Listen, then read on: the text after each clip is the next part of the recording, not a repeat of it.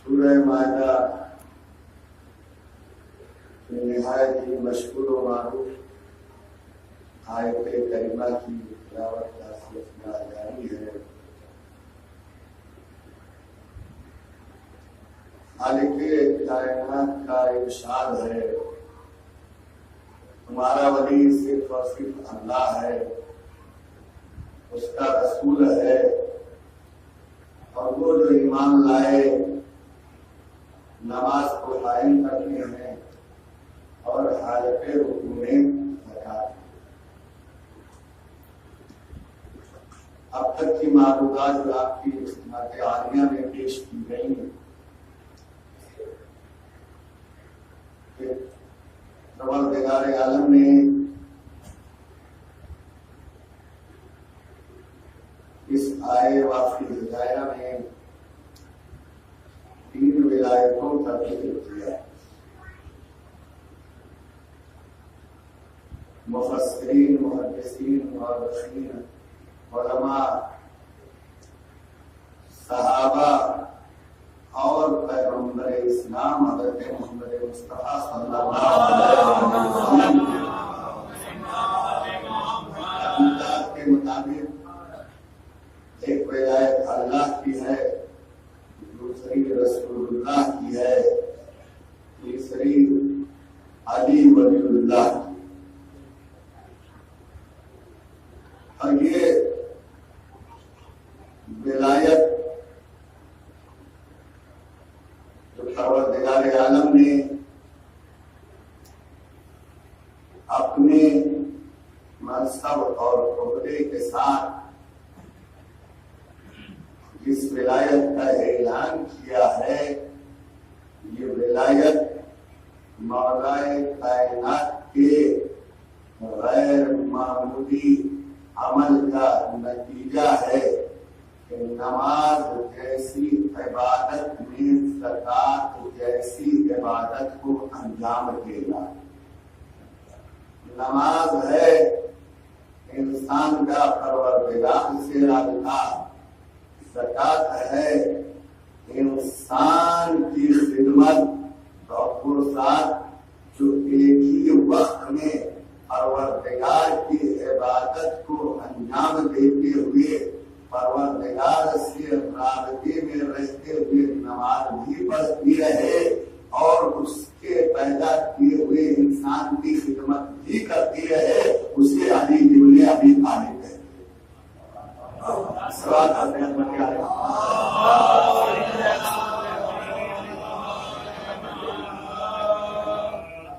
اب یہ ولایت 3 ہے۔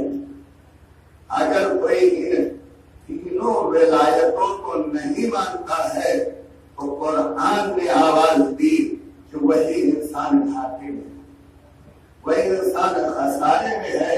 اس لیے کہ جب یہ اعلان ہے وَمَنْ يَتَوَلَّ اللَّهَ وَرَسُولَهُ وَالَّذِينَ آمَنُوا، جو اللہ کو ولی مانتے ہیں، اس کے رسول کو ولی مانتے ہیں اور علی ابن ابی طالب کو ولی مانتے ہیں، فَإِنَّ حِزْبَ اللَّهِ هُمُ الْغَالِبُونَ، تو یہی اللہ کا گروہ ہے اور اللہ کا گروہ ہی کامیاب ہے۔ تو اب جو تینوں ولایتوں میں سے کسی ایک کو نہ مانے تو اب وہ اللہ کا گروہ نہیں ہے، کسی کا بھی گروہ ہو سکتا ہے، وہ گروہ الہی نہیں ہے، اور جو اللہ کا گروہ نہیں ہے اسے دنیا میں بھی کامیابی نہیں ہے، آخرت میں بھی کامیابی نہیں ہے۔ تو سوال کرتے محمد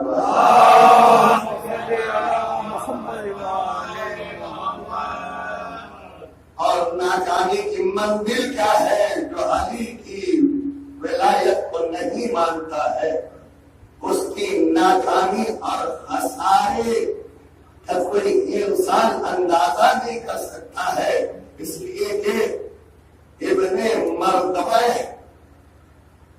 برادران اہل سنت کے عظیم عالم دین ہے اور بہت ہی قدیم عالم ہے۔ انہوں نے تحریر فرمایا کہ پیغمبر اسلام سید المرسلین وما ينطق عن الهوى إن هو إلا وحی یوحی کہ میرا پیغمبر کہتا ہی نہیں، وہی کہتا ہے جو وہی کہتی ہے۔ وہ صادق و امین کی جس کی صداقت و امانت کا کلمہ کفار و مشرکین پڑھتے تھے، اس صادق و امین پیغمبر نے فرمایا لو انا ابدا عبد اللہ ما دام نوحا فی قومه وكان له مثل جبل احد ذهبا فانفقه في سبيل الله وحج على قدميه 1000 عام ثم زيد في عمره ثم قتل بين الصفا والمروه ثم لم يوالك يا علي فلم يشم رائحة الجنة۔ ابن مرتبہ جیسا عظیم عالم جلیل القدر علی تحقیر فرماتا ہے کہ اللہ کے رسول نے فرمایا کہ اگر کوئی انسان جناب نوح کی عمر کے برابر عبادت کرے، جناب نوح کی تبلیغی زندگی کا قرآن نے اعلان کیا کہ آپ کی تبلیغی زندگی 950 سال ہے، 950 سال تک جناب نوح اپنی قوم کو تبلیغ کر رہے ہیں، اور تاریخ نے لکھا آپ کی پوری حیات 1500 سال ہے یا 2500 سال ہے۔ اتنی عبادت اگر انسان کرتا رہے، نماز پڑھتا رہے، روزہ رکھتا رہے، تسبیح و تحلیل اور رکوع و سجود کرتا رہے، صرف نماز نہ پڑھے اس لیے کہ صرف نماز ہی عبادت نہیں ہے، صرف نماز ہی واجب نہیں ہے، وَكَانَ لَهُ مِثْلُ جَبَلِ أُحْدٍ ذَهَبًا فَأَنفَقَهُ فِي سَبِيلِ اللَّهِ، اور اس کے پاس اگر احد پہاڑ کے برابر سونا ہو، احد پہاڑ کے برابر سونا ہو، کون سا پہاڑ؟ احد کا پہاڑ۔ احد کا پہاڑ وہ مشہور و معروف پہاڑ جو اتنا بلند تھا، آپ اگر ایسے ہی سنیں گے تو میں کیسے مندر تک آپ کو لے آ پاؤں گا؟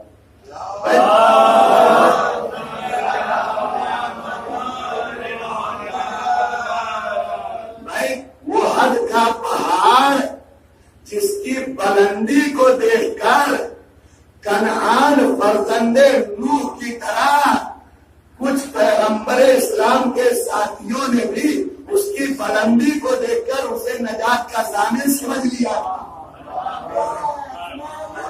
وہی احد کا مشہور و معروف پہاڑ اگر اس بلند و بالا پہاڑ کے برابر کسی کے پاس سونا ہو اور وہ سارا سونا اللہ کی راہ میں خرچ کر، تھوڑا بہت نہیں، صرف سال بھر کا خرچ کیا ہوا بچت کا پیسہ اور مال نہیں جتنے خمس واجب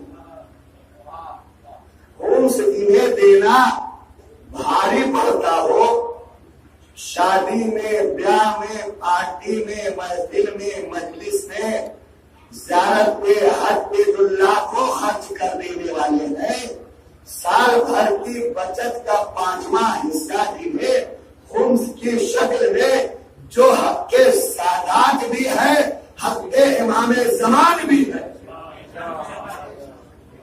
تو جنہیں وہ حق دینا گوارا نہ ہو، بھاری پڑتا، جنہیں زکوٰۃ ایک مقدار معین ہے، اگر وہاں تک غلہ پہنچ جائے، سونا پہنچ جائے، جانور پہنچ جائے تو واجب، جنہیں ایک مقدار حد تک پہنچنے کے بعد ایک تھوڑی سی مقدار دینا ہے تو انہیں گوارا نہ ہو دینا، لیکن یہ انسان ایسا ہو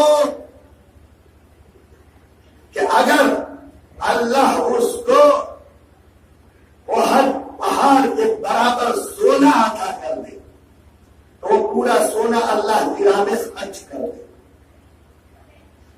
وحج علی قدمیہ 1000 عام، اور 1000 سال تک پیدل جا کر حج کرتا ہے، سواری سے نہیں، پلین سے نہیں، اونٹ اور گھوڑے سے نہیں، پیدل جا کر حج کرتا رہے۔ ثم زید فی عمرہ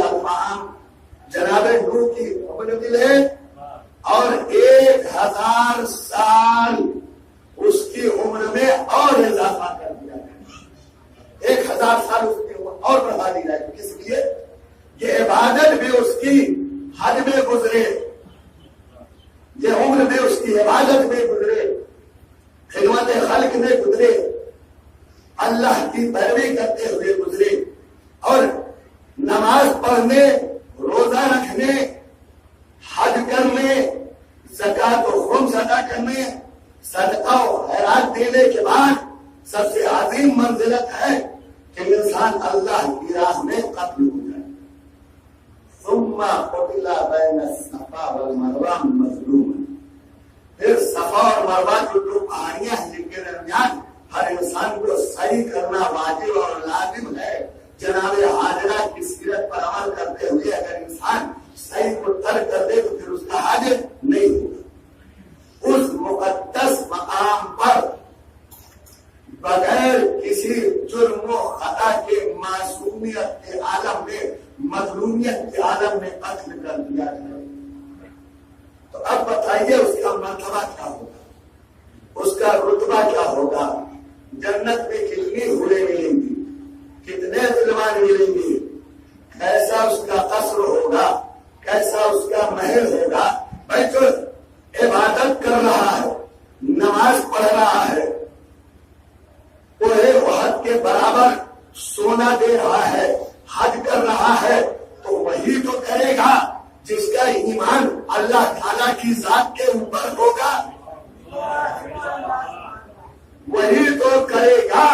میں آیت کے ترجمے کے مطابق کہوں، وہی تو کرے گا جو اللہ تعالیٰ کو اپنا ولی مانتا ہوگا.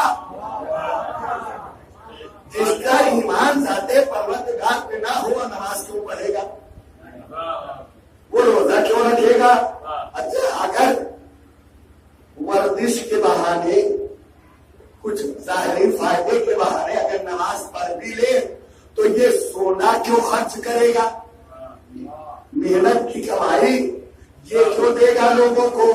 تو وہی خرچ کرے گا جس کا ایمان ذات پروردگار پہ ہو اور رسول اسلام کی ذات کے اوپر ہو، جو اللہ کو ولی مانتا ہو، رسول اسلام کو ولی مانتا ہو، آخرت پر ایمان رکھتا ہو، قبر کے حساب و کتاب پر ایمان رکھتا ہو کہ میں تو یہاں عبادت کر رہا ہوں، میں تو یہاں زکات دے رہا ہوں، میں تو یہاں خمس ادا کر رہا ہوں، اس کا مجھے اجر و ثواب مرنے کے بعد ملے گا. وہی انسان زکات بھی دے گا، خمس بھی دے گا، عبادت بھی کرے گا. جس کا ایمان آخرت پہ ہو ہی نہیں کہ مرنے کے بعد نہ سزا ہے، نہ جزا ہے، نہ حساب، نہ کتاب ہے، وہ تو نہ عبادت کرے گا اور نہ ہی وہ زکات و خیرات اور خمس دے گا. تو اب یہ حدیث یہاں تک بتا رہی ہے کہ وہ صفا مروہ کے درمیان قتل بھی ہو رہا ہے. ایسا انسان وہ ہے جو اللہ کو ولی مان رہا ہے، رسول اسلام کو ولی مان رہا ہے. تو اب اگر اللہ کی ولایت کافی ہوتی، اب بھائی اگر آپ یہاں تک میں آیا، اگر آپ نہیں بیدار ہوئے تو میں منزل تک کو نہیں لا سکتا. تھوڑا سا بیدار ہو جائیے، بارہ بڑا سوال پڑھیں.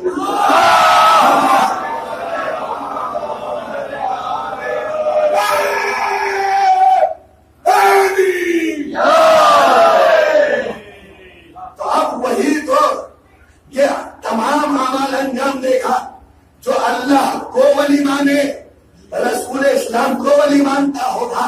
تو اب اگر اللہ کی ولایت تنہا کافی ہوتی تو اب اعلان ہو جانا چاہیے تھا کہ ایسا انسان جنت میں تو ہر انسان کو، ہر جنتی کو کم سے کم 70,000 حور ملیں گی. یہاں اگر ایک عزادار خاتون پر، ایک مولائے کائنات کی ماننے والی سودا پر، ایک غدیری اور مومنہ پر اگر آپ کو اتفاق کرنی پڑ رہی ہے تو گھبرائیے نہیں، پریشان نہ ہوئے. صبر کا پھل میٹھا ہوگا.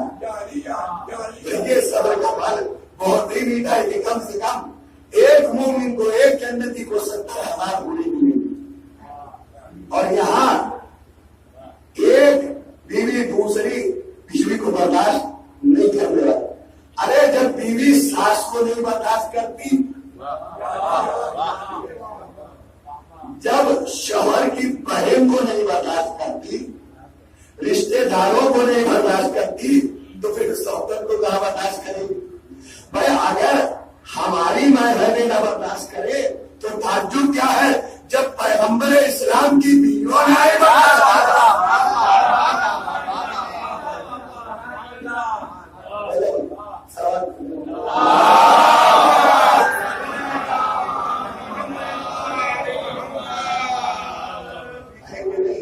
تاریخ ہے. تو اب اگر تنہا اللہ کی ولایت کافی ہوتی تو اب قتل بھی ہو گیا مظلومی کی حالت میں. ہو سکتا ہے کہ انسان نماز پڑھ رہا ہو، روزے رکھا انفاق بھی کر رہا ہو، ظلم بھی کر رہا ہو، نوز باللہ شراب بھی پی رہا ہو، گانے بھی سن رہا ہو، فلمیں بھی دیکھ رہا ہو، دوسرے حرام کام بھی کر رہا ہو. کتنے ایسے ہیں جو نماز بھی پڑھتے ہیں، نہ جانے جتنے خیرات بھی کرتے ہیں، لوگوں کی مدد بھی کرتے ہیں، دوسرے گناہ بھی کرتے ہیں. لیکن یہ انسان اس کی ابتدا سے لے کر انتہا تک نماز ہے، عبادت ہے، خیرات ہے، حج ہے، اور قتل بھی ہو رہا ہے مقدس مقام پہ مظلومی کی حالت میں. بہت توجہ چاہ رہا ہوں. اگر تنہا اللہ کی ولایت کافی ہوتی تو اب اعلان ہو جانا چاہیے تھا کہ اس کا جنت میں بلند و بالا مقام ہے، اس کے لیے لاکھوں حور ہے، لاکھوں خادم ہے، کئی محل ہیں، کئی قصر ہیں، لیکن اعلان نہیں ہوگا. اچھا اگر اللہ کی ولایت کے ساتھ رسول اسلام کی ولایت بھی کافی ہوتی تب بھی اعلان ہو جانا چاہیے تھا. اس لیے کہ یہ انسان جو عبادتیں کر رہا ہے کہ اللہ کو بھی ولی مان رہا ہے،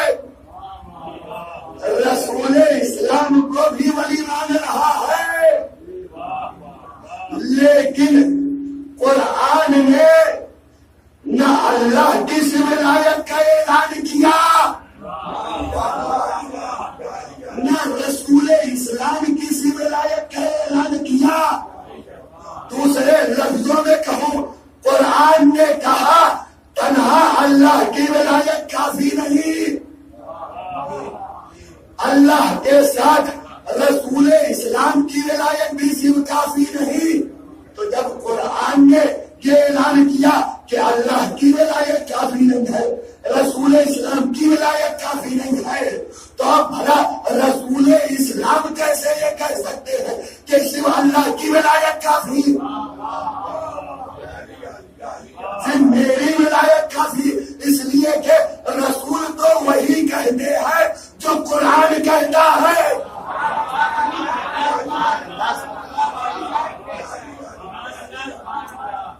رسول اسلام وہی کہتے ہیں جو وہی کہتی ہے.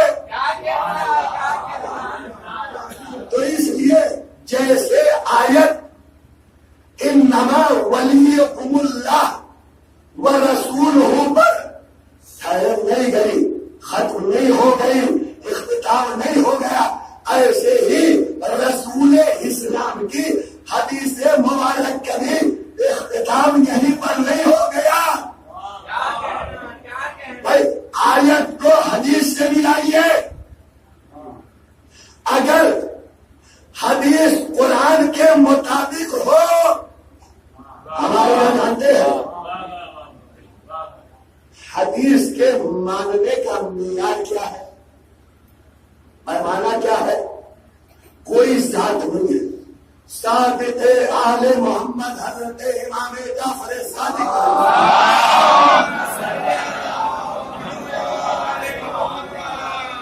دوسرے معصومین سے بھی یہ روایت. ہمارے یہاں کسی بھی حدیث کے ماننے کا پیمانہ، معیار، میزان ذات نہیں ہے. شخصیت نہیں ہے، خاندان نہیں ہے، قبیلہ نہیں ہے، بلکہ خود معصوم امام یہ فرما رہے ہیں کہ میری ذات حدیث کے صحیح ہونے کا معیار نہیں ہے۔ میں معصوم امام، اگر کوئی کہے کہ چھٹے امام نے فرمایا، پانچویں امام نے فرمایا، چوتھے امام نے فرمایا، تیسرے امام نے فرمایا، دوسرے امام نے فرمایا، پہلے امام نے فرمایا، رسول اسلام نے فرمایا، تو یہ نہ دیکھو کہ یہ امام نے فرمایا ہے۔ تمہیں کیسے یہ پتا چلے یہ حدیث صحیح ہے یا نہیں صحیح ہے؟ کیا معیار ہے قرآن؟ یہ دیکھو یہ حدیث قرآن کے مطابق ہے یا نہیں۔ اگر قرآن کے مطابق ہے تو ہم نے فرمایا ہے۔ کیوں اگر کوئی یہ کہے امام نے فرمایا تو اس کی بات کو مان نہ لینا، اس لیے معیار ہے قرآن۔ کیوں؟ اس لیے کہ قرآن ہم سے جدا نہیں۔ آپ کے ذہنوں میں ہے قرآن ہم سے جدا نہیں، ہم قرآن سے جدا نہیں، تو ہماری بات کو قرآن کی آیتوں سے ملانا، اگر ہماری بات آیت قرآنی کے مطابق ہو تو سمجھو ہم نے کہا۔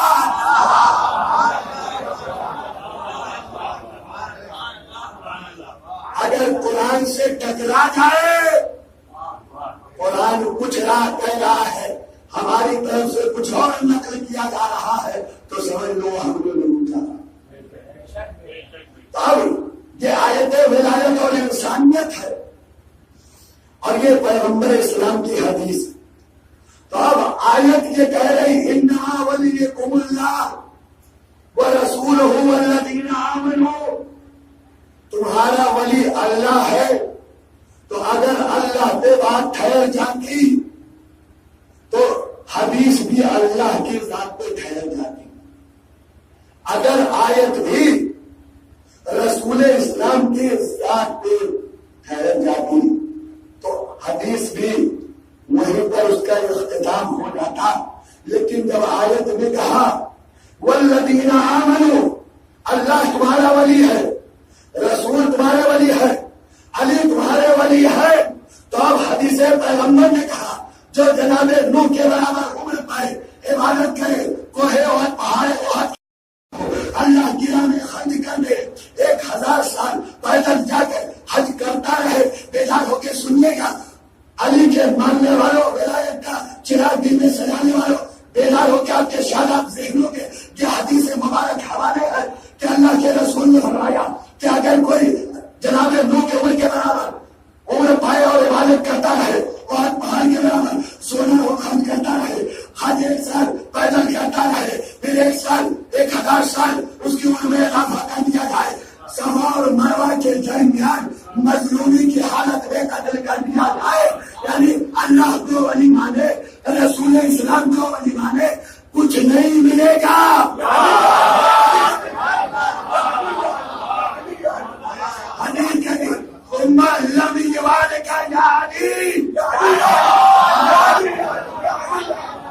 بھائی نماز کس لیے؟ جنت کے لیے۔ روزہ کس لیے؟ جنت کے لیے۔ حج کس لیے؟ جنت کے لیے۔ خرم کس لیے؟ جنت کے لیے۔ زکات کس لیے؟ جنت کے لیے۔ خیرات کس لیے؟ جنت کے لیے۔ خدمت خلق کس لیے؟ جنت کے لیے۔ اطاعت والدین کس لیے؟ جنت کے لیے۔ بچوں کی پرورش کس لیے؟ جنت کے لیے۔ مسلمان کا ہر ایک لمحہ اللہ اللہ تسبیح کہنے میں، مسجد میں امر معروف کرتے ہوئے، نہیں منکر کرتے ہوئے کس لیے گزر رہا ہے؟ جنت کے لیے، جنت کے لیے، جنت کے لیے۔ اب اس کو کون سے جنت میں مقام ملنے والا ہے؟ مقام ملنے والا ہے۔ لیکن ابن مرتبہ صاحب تحریر کرتے اللہ کے رسول نے فرمایا لیکن اے علی، اگر اس کے دل میں تمہاری ولایت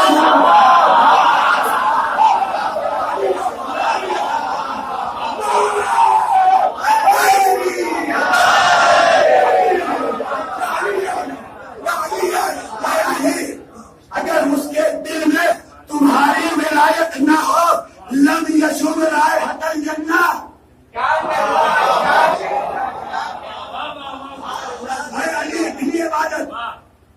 ایسے صدقات و خیرات و زکات نکالنے کے بعد، مظلومی کی حالت میں قتل ہونے کے بعد، اگر اس کے دل میں تمہاری ولایت نہ ہو، جنت میں جانا دور کی بات ہے، جنت کی خوشبو نہیں رہے.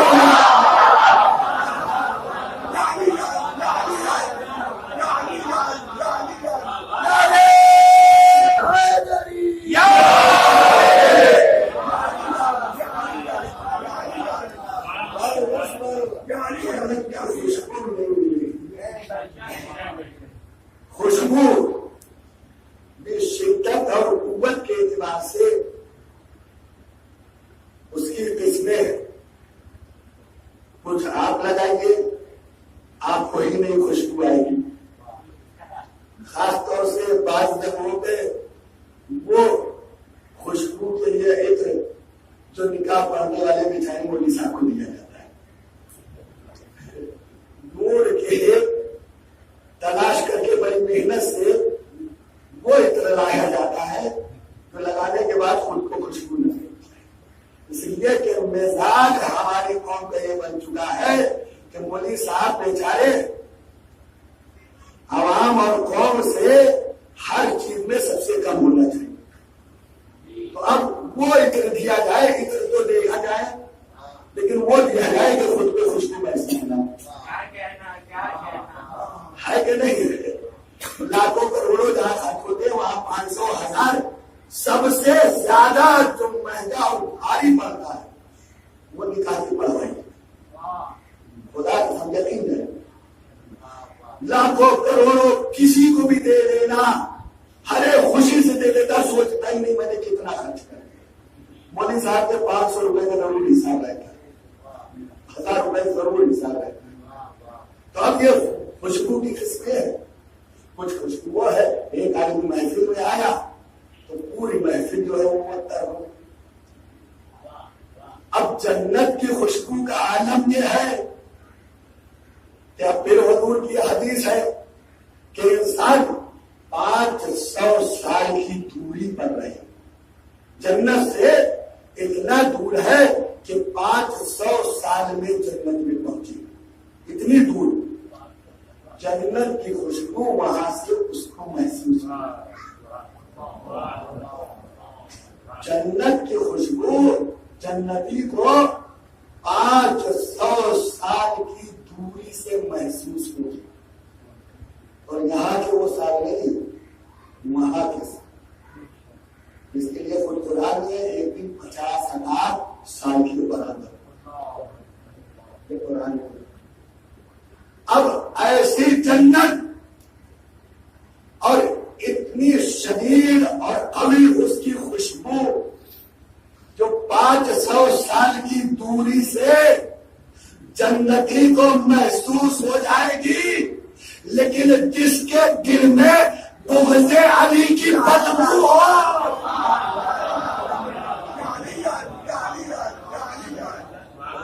جس کے دل میں بغض علی کی بدبو ہو، اس کو جنت کی خوشبو بھی نہیں ملے گی. یہ حدیث رسول گواہ ہے کہ علی کی ولایت کے منکر کے اوپر صرف جنت حرام نہیں ہے، جنت کی خوشبو بھی حرام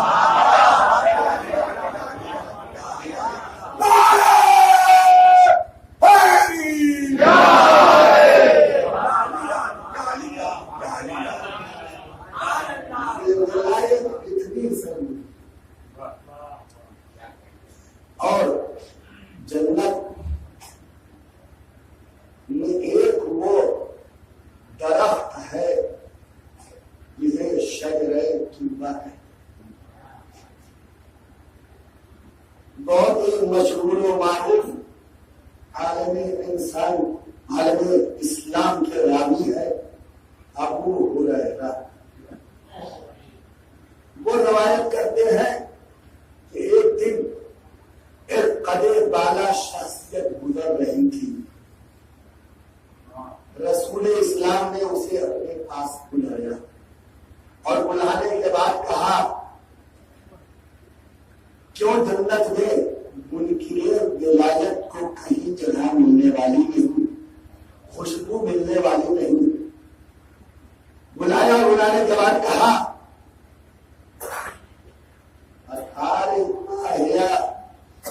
شجرۃ طوبہ, کیا تمہیں یہ معلوم ہے کہ طوبہ درخت کیا ہے؟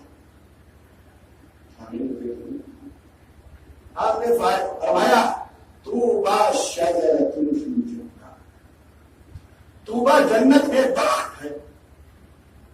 وَلَيْسَ فِيهَا مَجْلِسٌ وَلَا مَنزِلٌ وَلَا دَارٌ وَلَا قَصْرٌ إِلَّا وَفِيهِ غُصْنٌ مِّنْ أَغْصَانِ تِلْكَ الشَّجَرَةِ. اب جنت کی وسعت اور جنت کتنی چوڑی ہے, کتنی لمبی ہے کہ قرآن کہہ رہا ہے کہ زمین و آسمان کی وسعت اور چوڑائی کے بارے تصور نہیں کر سکتا ہے. رسول اسلام فرمانے وہ طوبہ درخت جو ہوگا وہ اتنا بڑا ہوگا کہ جنت میں کوئی گھر نہیں ہے, کوئی قصر نہیں ہے, کوئی محل نہیں ہے, کوئی کمرہ نہیں ہے, کوئی روم نہیں ہے, کوئی بیٹھک نہیں ہے کہ جہاں پر اس درخت کی شاخ موجود ہے. اب وہ اتنا بڑا درخت ہے, جو پھل چاہیے وہ درخت طوبہ دے گا, جیسی خوشبو چاہیے وہ درخت طوبہ دے گا. تو یہاں تو ہر درخت سے توڑنے پڑتے ہیں, وہاں صرف ارادہ کرنا پڑے گا, وہاں صرف ارادہ کرنا پڑے گا. یہ حدیث انہوں نے سنی اور چلے گئے. اس کے بعد فرمایا وَأَصْلُ تِلْكَ الشَّجَرَةِ فِي دَارِي, یہ تو جنت میں اتنا بڑا درخت ہے, اس درخت کی جڑ کہاں ہے؟ رسول اسلام نے فرمایا اس کی جڑ میرے گھر میں. اس کی جڑ میرے گھر میں. اب انہوں نے سنا اور چلے گئے. 2 دن گزرا, تیسرا دن آیا, یہ آ رہے تھے رسول اسلام اسی شان رسالت سے تشریف فرما تھے. پھر ان کو بلایا اور بلانے کے بعد کہا یہ معلوم ہے کہ طوبہ کیا ہے, یہ معلوم ہے کہ طوبہ کیا ہے؟ انہوں نے کہا نہیں مجھے تو نہیں معلوم ہے, آپ نے کیا سنا؟ انہوں نے کہا کہ نہیں مجھے تو نہیں معلوم ہے, ابھی تو رسول اسلام نے 2 دن پہلے ہی تو بتایا تھا. ارے جنہیں رسول اسلام کی حیات میں 2 دن میں ایک حدیث یاد نہ ہو,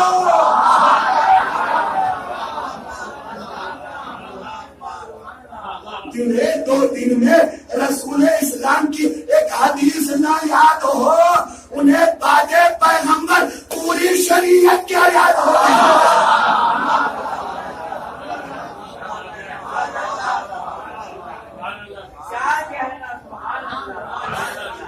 نہیں معلوم ہے. آپ نے پھر وہی حدیث کی شاخ فرمائی کہ طوبہ جنت میں درخت ہے اور اس کی شاخ جنت میں ہر جگہ موجود ہے, لیکن آخر میں آپ نے فرمایا سلوات پڑھتے ہیں.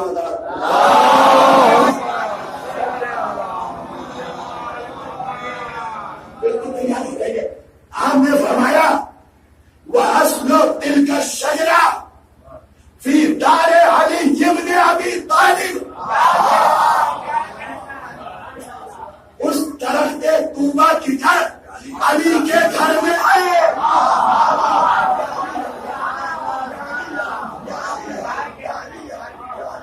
پہلے کیا فرمایا تھا؟ اس کی جڑ میرے گھر میں ہے. علی کا نام سنا مجھے کسی باتیں یاد آ رہی, تو کم سے کم علی کا نام اتنا تو معتبر و فائدے مند ہے کہ کل ذہن کو بھی ذہین بنا دیتا ہے.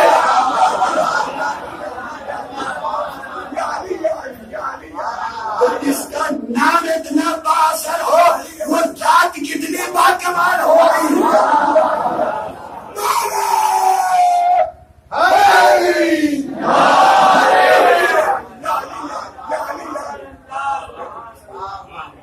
فوراً ہی اب نہ جانے کیا کیا دن میں کچھ خوشی بھی ہوئی ہوگی، کچھ رنجیدگی اور غم بھی ہوا ہوگا، خوشی بھی ہوئی ہوگی کہ میرا جو عقیدہ تھا پتہ نہیں نبی ہے یا نہیں ہے، کبھی کچھ کہتے ہیں کبھی کچھ کہتے ہیں، آج تو موقع مل گیا، خود یہ پہلے کچھ کہا تھا آج کچھ کہہ رہے ہیں، پہلے کچھ کہا تھا آج کچھ کہہ رہے ہیں۔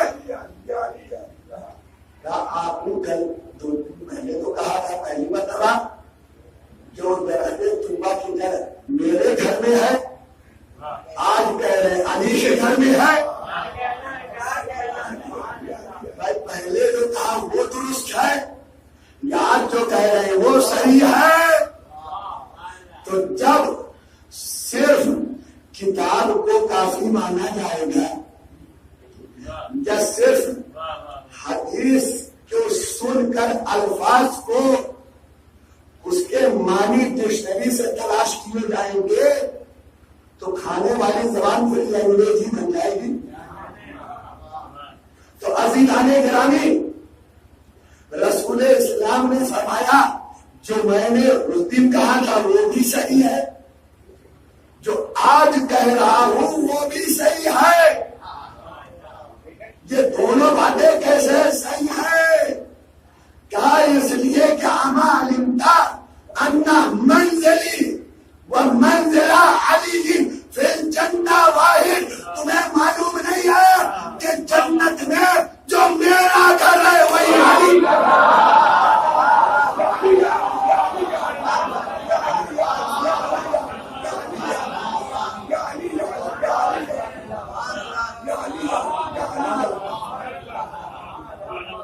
جو میرا گھر ہے وہی علی کا گھر ہے۔ اب جو علی کے ولایت کو نہ مانے، نماز و روزہ و حج و زکات و خیرات و صدقات و تمام عبادت کے بعد جنت کی خوشبو کیوں نہیں ملے گی؟ کہ یہ درخت طوبہ جو جنت کے ہر گھر میں ہے، اس کی جڑ علی کے گھر میں ہے، اور جس کے دل میں علی کا بغض ہو، ولایت نہ ہو، درخت طوبہ نہ پھل دے گا نہ سایہ دے گا نہ خوشبو دے گا۔ دعا کے ساتھ دل بولو، دعا کے ساتھ دل بولو،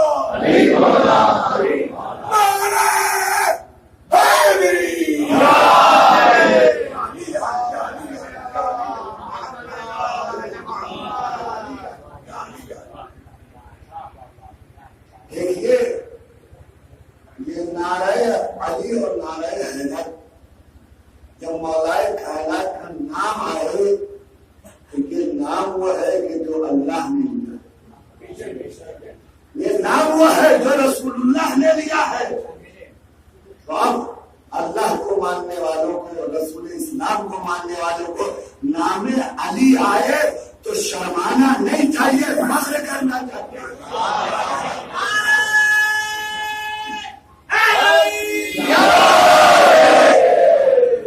فخر کرنا چاہیے، دنیا جن کے نام لیتی ہے ان کے نام اللہ نے نہیں لیے ہیں،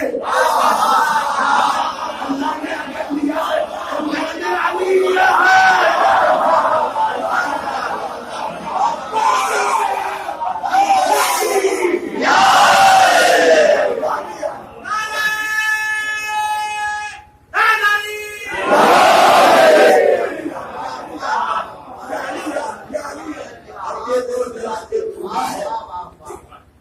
اب جنت کی خوشبو نہیں ملے گی، جنت نہیں ملے گی جو علی کا نام نہ ہے۔ ہمارے عظیم مفسر قبلہ جلال صاحب تشریف فرما ہے، بہترین خطیب، بہترین عالم، تاریخ پر تفسیر پر آپ کی نظر ہے، اور جہاں جہاں تک میری آواز یہاں سے باہر جا رہی ہے، علامہ طباطبائی انہوں نے تفسیر لکھی، تفسیر میزان۔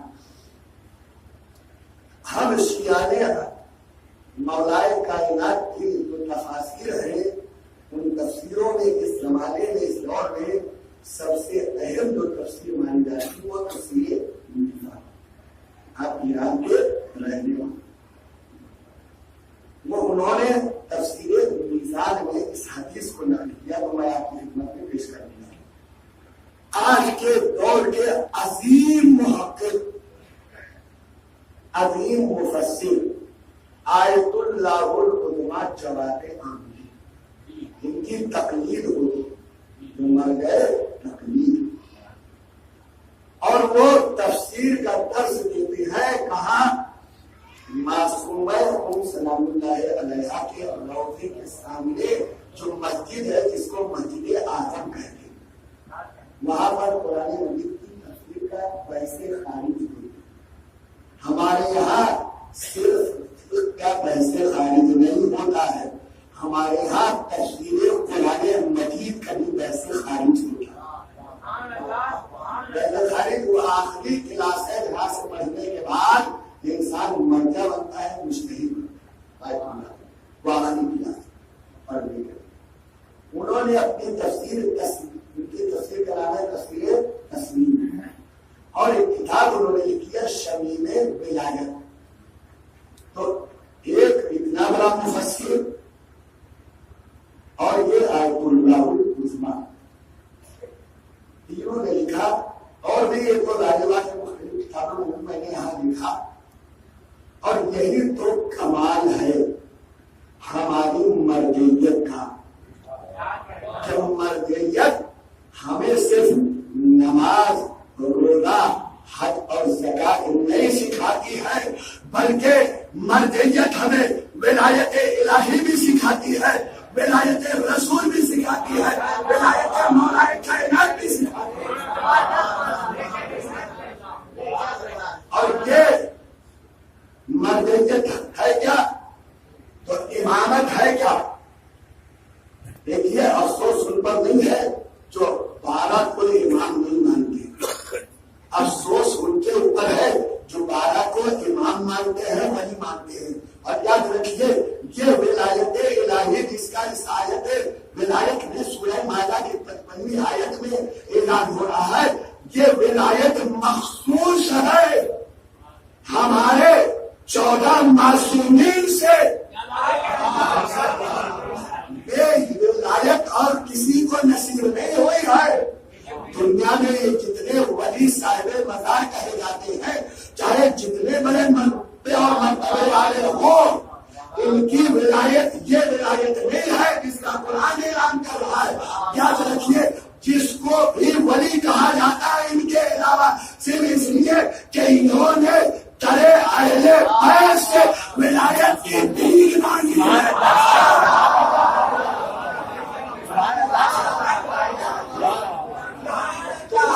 ولایت کبریٰ کی ہلکی سی چھینٹ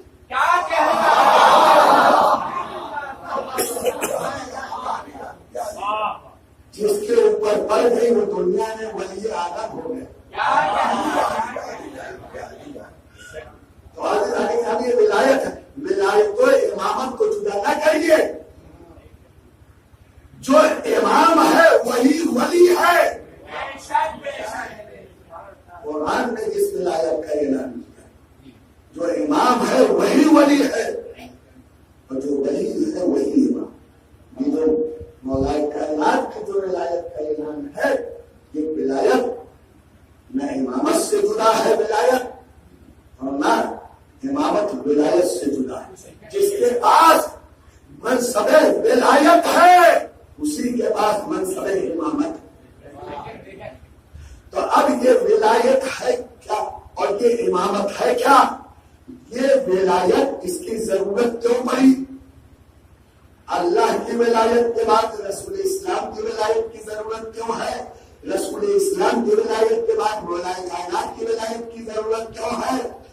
جس ضرورت کے تحت اللہ کی ولایت کے بعد بہت سنیے گا، بہت قیمتی جملے ہیں، سبق پڑھوں گا۔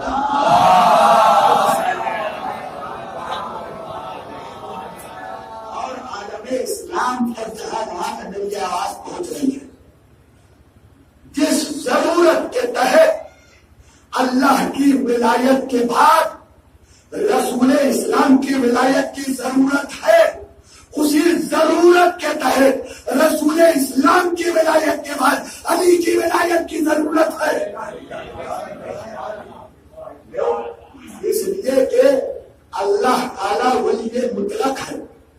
अला कुल्ले शै बंदों की हिदायत के लिए वो इतना आली है कि वो खुद आकर हिदायत कर दी।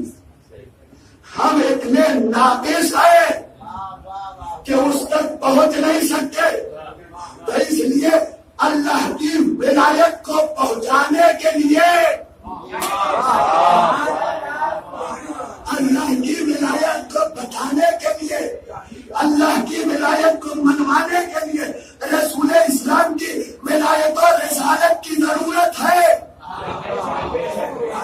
इसी तरह रसूल इस्लाम के पर्दा फरमाने के बाद इस जाहिरी हयात से चले जाने के बाद रसूल इस्लाम और अल्लाह की विलायत को पहुंचाना, मनवाना, बचाने के लिए अली की विलायत की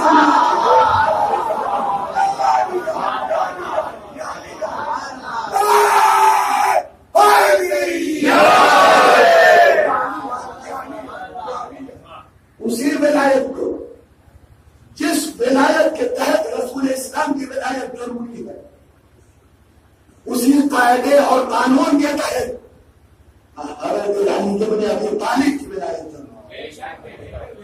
उसी कायदे और कानून के तहत इमाम हसन की विलायत जरूरी है। उसी के तहत इमाम हुसैन की विलायत जरूरी है। इमाम सैयद सज्जाद की विलायत जरूरी है। इमाम मोहम्मद बाकिर की विलायत जरूरी है। इमाम जाफर सादिक की विलायत जरूरी है।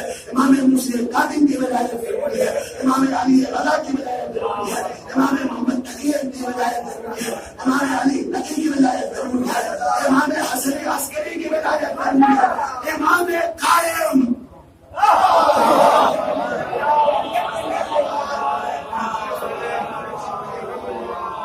की विलायत जरूरी है। वरना कोई बताने वाला ना होगा, कोई रास्ता दिखाने वाला ना होगा। तो अज़ीज़ाने गिरामी, जुमला सुनिएगा, मर्जियत की अहमियत और जरूरत क्या है। जिस विलायत इलाही को पहुंचाने के लिए, बताने के लिए रसूल इस्लाम की विलायत की जरूरत है।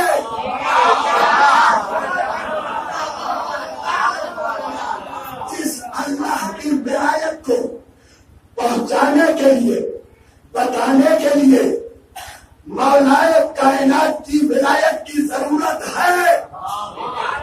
इसलिए कि रसूल इस्लाम अब पर्दा फरमा गए हैं, अब जाहिरी हयात में नहीं है। तो 12वें इमाम हजरत मेहदी अजल्लाह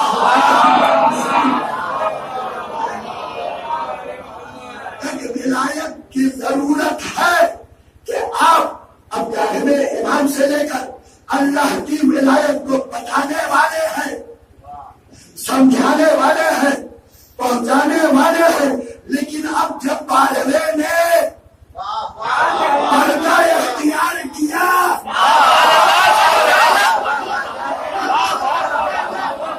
और अब 12वें से लेकर विलायत इलाही को कौन बताए,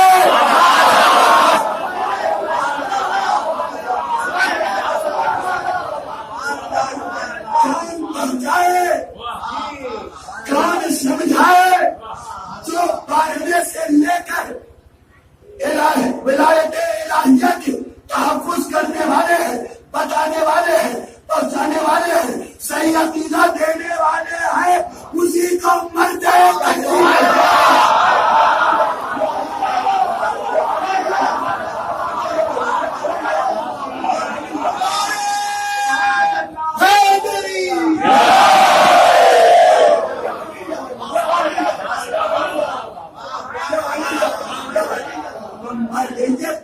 खुद मुस्तकिल अल्लाह की विलायत, रसूल इस्लाम की विलायत, मौलाए कायनात की विलायत के मुकाबले में कोई विलायत नहीं है, कोई विलायत नहीं है। इसका उस विलायत से कोई तकाबुल ही नहीं है। तो ये कहीं इनकी विलायत, इनकी मदीयत कैसी? वो विलायत और मदीयत के माना मतलब से जाहिल है।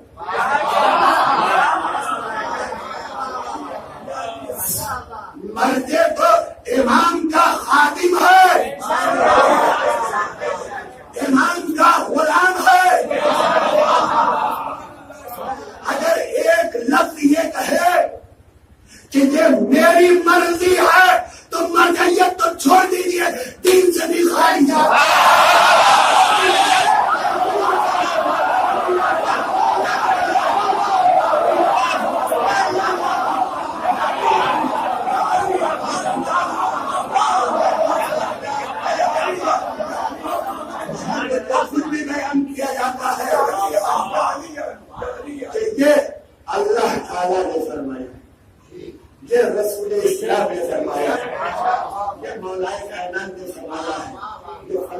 امام نے فرمایا چونکہ تم نہیں سمجھ سکتے،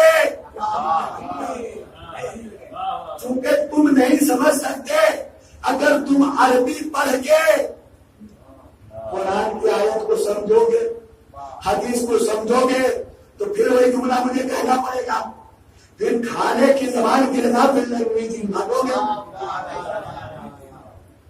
تو اس لیے ہم 20 سال 25 سال 30 سال 50 سال 60 سال تک چلے باب علم سے بھیک مانگتے ہیں،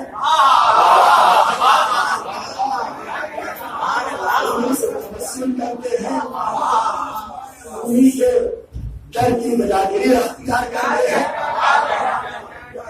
جو وہاں سے عطا ہوتا ہے انہیں کے بیان کے مطابق اپنے قیاس سے نہیں، اپنی رائے سے نہیں، اپنی مرضی سے نہیں، ان کی مرضی کے مطابق جو ہوتا ہے انہوں نے ہی کہا ہے کہ عالم کے اوپر واجب ہے کہ اپنی علم کا اظہار کرے،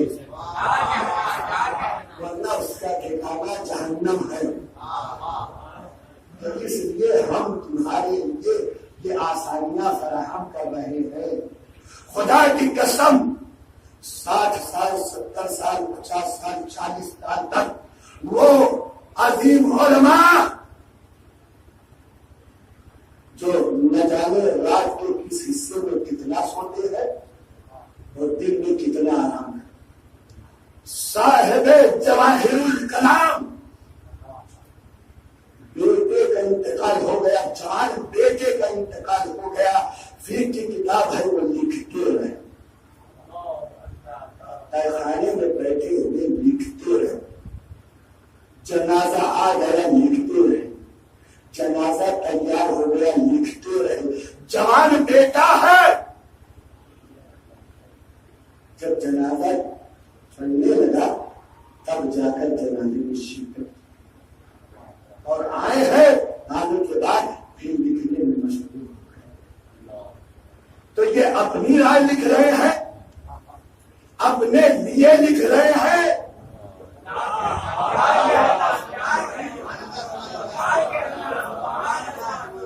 تو آج مرجعیت کے اوپر وہ اعتراض کرتے ہیں مرجع کیا ہے، اس کو اختیار کیا ہے، اس کے پاس پاور کیا ہے، یہ کیا ہوتا ہے۔ عربی تو چھوڑ دیجئے، جنہیں اردو بھی نہیں آتی،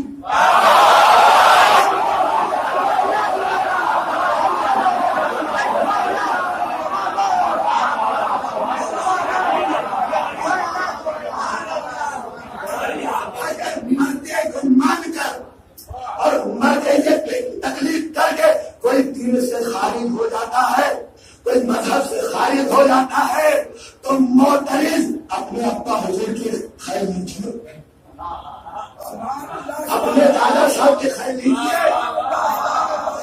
دادا کی خیر لیجیے۔ آج آپ کے اخباری بنے ہیں آپ،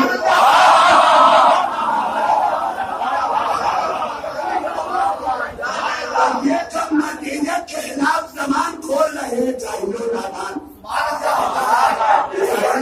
مجھے کچھ پتا نہیں ہے، یہ جاہل و نادان جو مرجعیت کے خلاف زبان کھول کر تقلید کرنے والوں کو برا بھلا کہہ رہے ہیں، یہ دوسروں کو برا بھلا نہیں کہہ رہے ہیں، پہلے اپنے والدین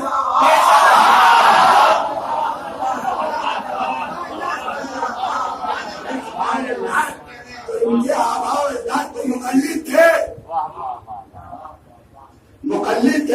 مذہب کے ماننے والے تھے، تو وہ تو یقیناً رائے حق پہ تھے، یہ نو کی طرح کنان پیدا ہوا۔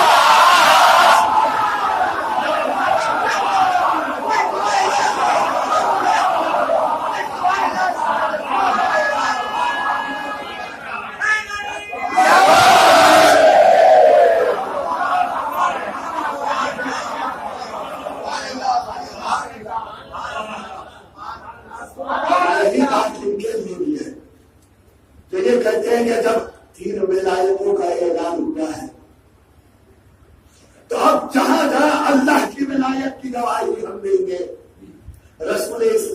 ولایت کی ہم گواہی دیں گے، وہی ہم مولا کائنات کی گواہی دیں گے۔ تو اس لیے تشہد میں جو یہ مولا کائنات کی ولایت کا سلسلہ شروع ہوا ہے، اور گواہی نہ دینے والوں کو تو یہ دین سے خارج ہونا جانے کون کون سی لگائی جا رہی ہیں، ان سے بھی گزارش ہے کہ پہلے اپنے آبا و اجداد کے شجرے بتا کے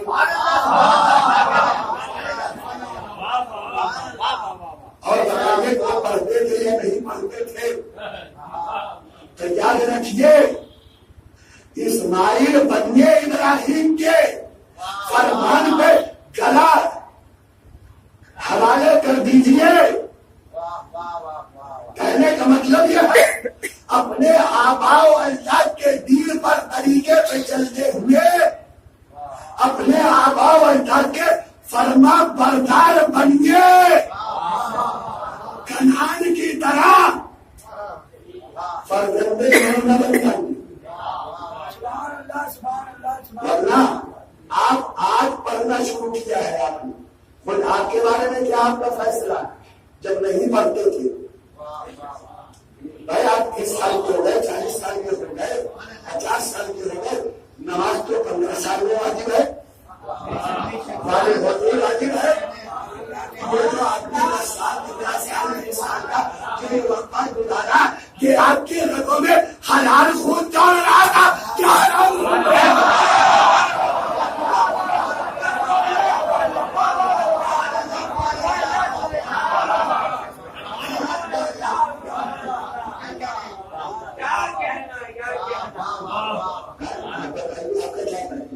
اپنی بارے میں تو جو یہ دونوں مسئلے اٹھاتے ہیں اور خاص طور سے یہ ولایت والا، تو یاد رکھیے ہم مولا کائنات کو اللہ رسول اللہ کے بعد ولی مانتے ہیں، اس لیے کہ قرآن نے کہا، اس لیے کہ رسول اللہ نے کہا۔ ہم اذان میں گواہی دیتے ہیں نہیں دیتے؟ بھائی گواہی اذان میں دیتے ہیں تو اس لیے کیوں دیتے ہیں؟ یاد رکھیے ہمارے عمل کی بنیاد قرآن ہے، رسول اسلام کی ذات ہے۔ تو قرآن نے اللہ کی ولایت کا اعلان کیا، رسول اللہ کی ولایت کا اعلان کیا، مولا کائنات کی ولایت کا اعلان کیا۔ اس لیے ہم تینوں ولایتوں کا کلمے میں اظہار کرتے ہیں، اعلان کرتے ہیں۔ غدیر کے میدان میں رسول اسلام نے اللہ کی ولایت اپنی ولایت کے بعد مولا کی ولایت کو اعلان میں شامل کیا۔ اس لیے ہم مولا کائنات کی ولایت کو گواہی دیتے ہیں، لیکن جب رسول اسلام نے تشہد میں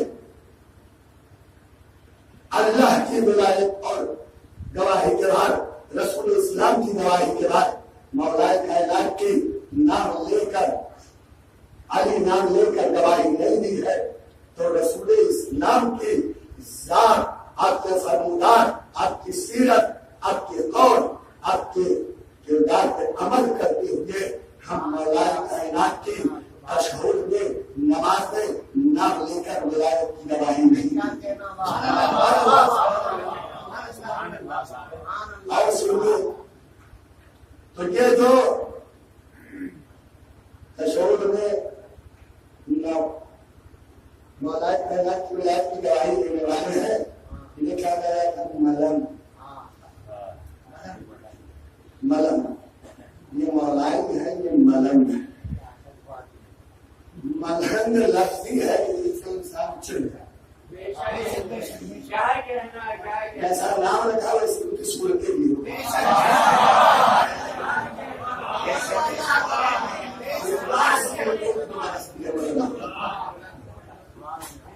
کہتے ہیں یہ بڑے مولائی ہیں،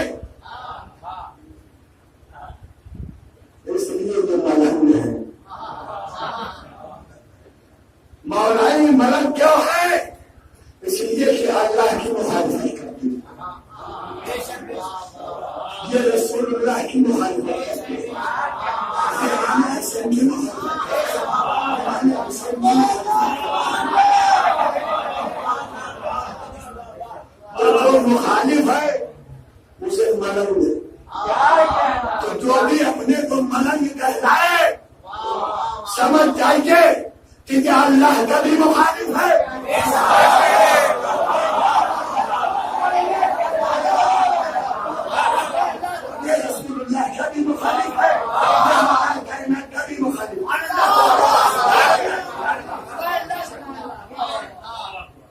ملنگ اور مولائی ان کا عقیدہ بڑا مضبوط ہے.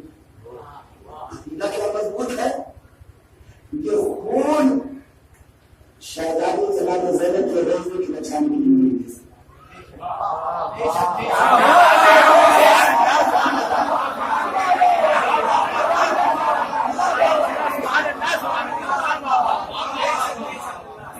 یہ امام حسین میں روزے کو بچانے کے لیے نہیں دے سکتے. مجھ سے میں میرا مالک اللہ کے سامنے کہا جب امام زمانہ اسلام کی تو 1300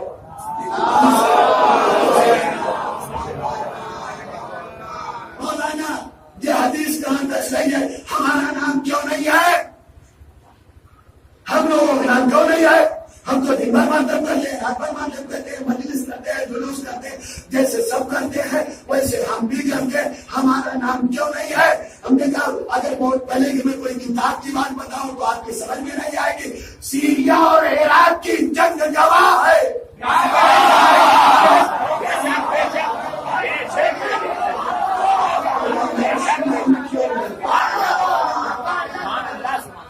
جہاں خون دینے کی بات آئی، جان دینے کی بات آئی، وہاں سے تو آپ بھاگ آئے.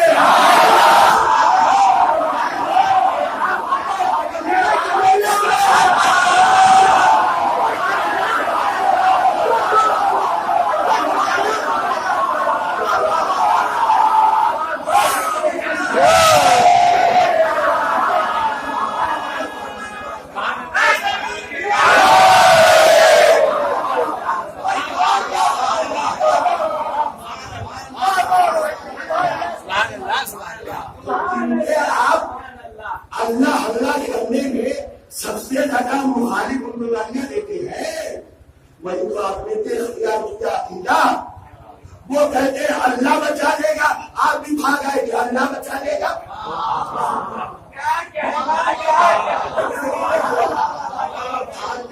آپ بھی نہیں گئے ہیں کہ اللہ بچا لے گا. تو بچایا کس نے؟ اللہ کو یقیناً بچانے والا ہے، لیکن اس نے ذریعے پیدا کیے، اس نے وسیلہ پیدا کیا. وسیلوں کو نہ ماننے والے وہی ہے جو علی کی ولایت کو نہیں مانتے.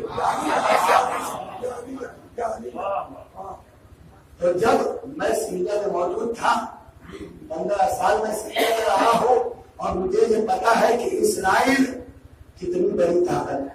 مجھے یہ پتا ہے اسرائیل کتنے طاقتور ہیں اور کتنے بڑے بزدل اور جوان ہیں، یہ بھی مجھے پتا ہے. یہ قرآن مجید کی آیت ہے کہ یہودی جہاں بھی رہیں گے ان کے بل پر وہ ایک لمحے بھی زندگی نہیں گزار سکتے ہیں. زندگی جتنی ذلیل قوم ہے، چاہے جتنی طاقت حاصل کر لے، لیکن زندگی گزارنے کے لیے دوسروں کے در پہ جھیپلی کھانا بھی نہیں پڑے. تو اسرائیل کبھی امریکہ سے زندگی کی بھیک مانگتا ہے کہ ہمیں حزب اللہ سے بچا دو، رشیا کے در پہ جا کے بھیک مانگتا ہے ہمیں سیریا اور ایران سے بچا دو.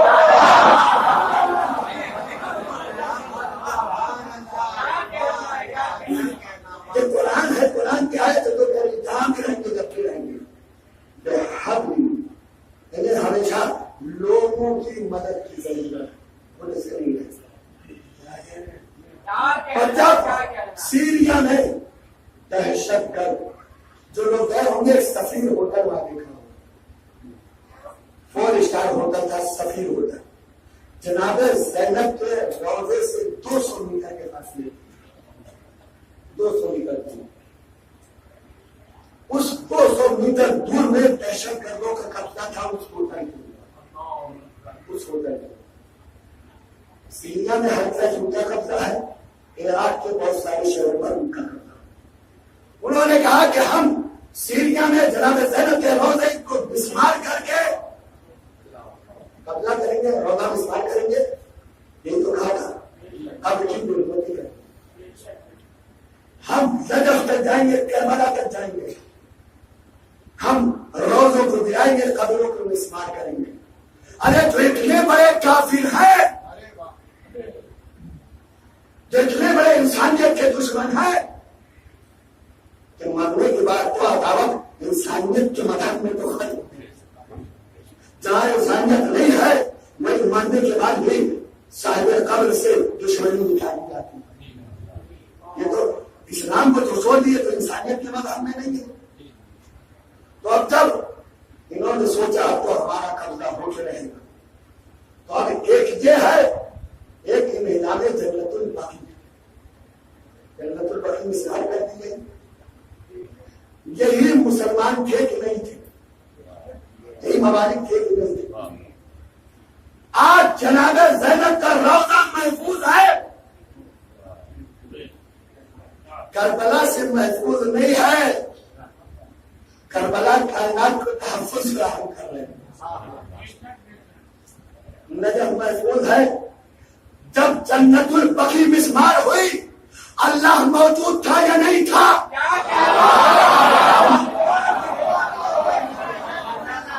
جو نتیجت کے مخالفوں سے علی بن اللہ مشہور نے نہ کہنے والوں کو کافر و مسلم میں جانے کیا کہنے والوں سے منافع. اللہ موجود تھا یا نہیں تھا؟ رسول السلام موجود تھے یا نہیں تھے؟ امام وقت خود فرزند زہرا فتح میں موجود ہے کہ نہیں؟ جنت البقیع اسمار ہو گئے. لیکن جب دہشت گردوں نے یہ کہا اور جنہوں نے جنت البقیع کو مسمار کیا وہ غاصبوں نے اور جنہوں نے یہ اعلان کیا ہم سارے لوگوں کو منہدم کر کے قبروں کو مسمار کر دیں گے. حزب اللہ کے جنرل سیکریٹری سید نصر اللہ نے اعلان کیا کائنات کے سارے دہشت گردوں صرف اتنے سیدھے عراق میں موجود ہو, صرف اتنے نہیں, کائنات کے سارے دہشت گردوں تم آ جاؤ اور جتنی ان کی مدد کرنے والی دنیا میں حکومتیں ہیں سب آ جاؤ. نہ زینب کا روضہ مسمار ہوگا, نہ کربلا مسمار ہوگی, نہ نجف کا روضہ مسمار ہوگا. کیا سنو جنت البقیع کو تم نے مسمار کر دیا اس لیے کہ ہم نہیں تھے.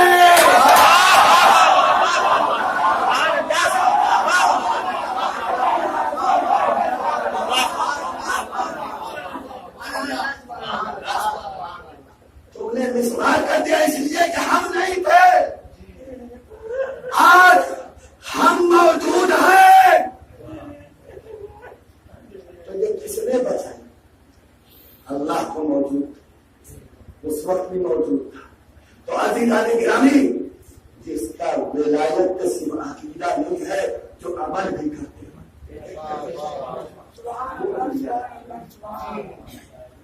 تو یہ تو نماز نہیں پڑھتے, نماز نہیں پڑھتے لیکن رسول نے گواہی مل کے کیوں ان کا عقیدہ بڑا مضبوط ہے. عقیدہ کیا بڑا مضبوط ہے؟ یہ کہ نماز کے تشہد میں علی ان کو احمد کو بیوقوف. ہمارا عقیدہ اور تیرا عقیدہ سنیے, مقلد اور ملک میں فرق یہ ہے. جہاں جاتے میری جوان یہ سرائے نہیں جا رہی, میرے جوانوں نوجوانوں سنو, جس کو صرف تشہد میں علی نظر آئے اسے مقلد کہتے ہیں, جسے پوری نماز میں علی نظر آئے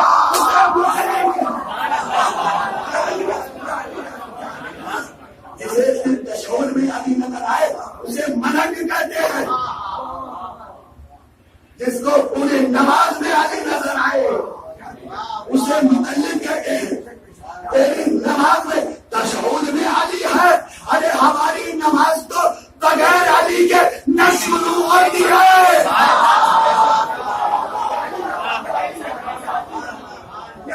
ہماری نماز بغیر علی کے نہ شروع ہوتی ہے نہ ختم ہوتی ہے.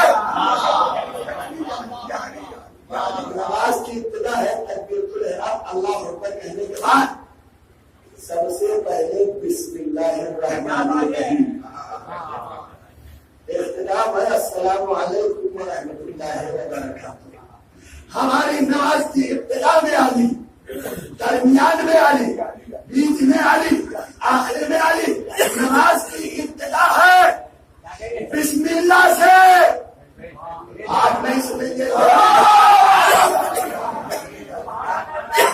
ہماری نماز کی ابتدا ہے بسم اللہ سے، اور بائے بسم اللہ کا نام ہے علی ابن ابی طالب۔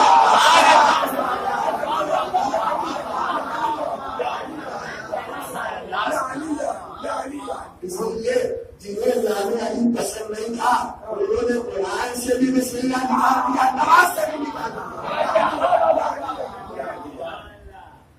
تو ہماری تو ابتدا ہی ہے علی سے۔ اہدنا الصراط المستقیم، یہ آپ کیا معاہدہ کرنا ہے؟ صراط مستقیم کے لیے اہل سنت کی نہ جانے کتنی کتابوں میں تحریر ہے کہ اللہ کے رسول نے فرمایا یا علی انت الصراط المستقیم۔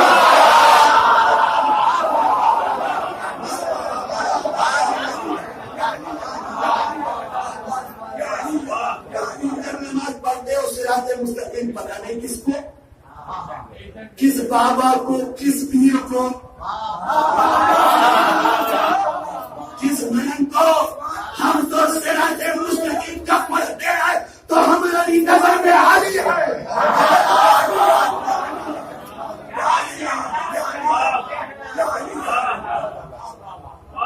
تشہد میں اللہ کی گواہی کے بعد، رسول اسلام کی گواہی کے بعد جب صلوات پڑھتے ہیں، یہ صلوات کس کے اوپر ہے؟ کس من کے اوپر ہے؟ کس فقیر کے اوپر ہے؟ کس کے اوپر ہے؟ یہ محمد و آل محمد کے اوپر ہے۔ محمد کے بعد جس ذات کے اوپر سب سے پہلے صلوات کا نذرانہ پیش کرنا واجب ہے، والی ابن ابی طالب۔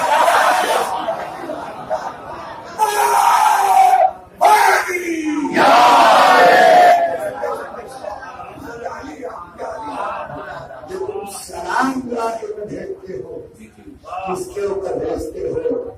ہم تو ان کے اوپر سلام بھیجتے ہیں جن کے اوپر اللہ نے سلام بھیجا ہے۔ یہ ہماری نماز ہے، یہ تمہاری نماز۔ تو ہمیں ولایت علی کو بہانہ بنا کر عقیدے کے زون میں گمراہ کرنے کی کوشش نہ کریں۔